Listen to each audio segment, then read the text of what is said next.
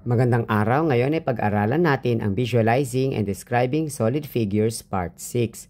So, noong nakaraan, pinag-aralan na natin yung tatlong solid figures. Yun nga ay yung cube, prism, at pyramid. So, ngayon pang-araw, pag-aaralan natin ang tungkol sa cylinder. So, cylinder is a solid figure that has two circles and a curved lateral face. So, kung makikita natin dito sa ating figure, meron tayo ditong bases na circle. So, ito nga yung una, yung nasa taas. So, yan yung circle. At yung isa pa ay nasa ilalim.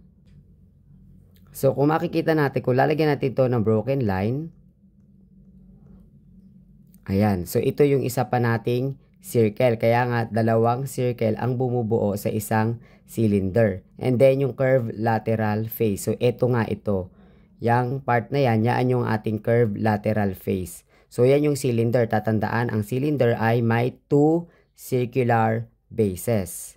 So, tatandaan, kapag may nakita kang dalawang circle, isa sa taas, isa sa baba, yon ay cylinder. So, additional information lang po, pwede pong ganito ang itsura ng ating cylinder. Ayan, napakaganda po ng ating illustration. Yan, pwede pong ligawan, char. So, yan po yung halimbawa ng ating cylinder. Napakaganda po. Siguro po yan po ay parang yupi-yuping lata. Joke lang po.